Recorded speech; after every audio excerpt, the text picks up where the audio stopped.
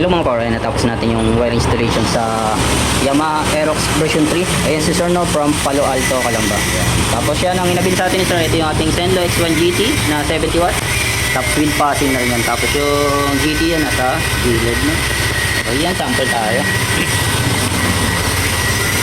Bali ito yung ating switch nasa ilalim. Yan.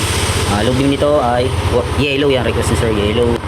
Tapos high beam, pure white. Tapos meron tong combination, no?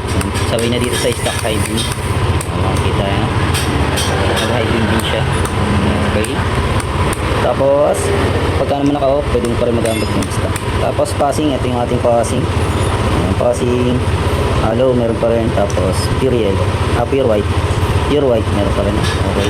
Yun lang naman yung setup natin dito sa Yamaha Aerox version 3. Ayan, sa mga gusto magpa-install ng ganitong setup sa Yamaha Aerox version 1, version 2, version 3, ayan, direct message na lang po sa page ko kaya sa FB account ko.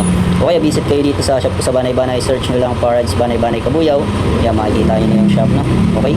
Ayun lang, thank you and ride safe.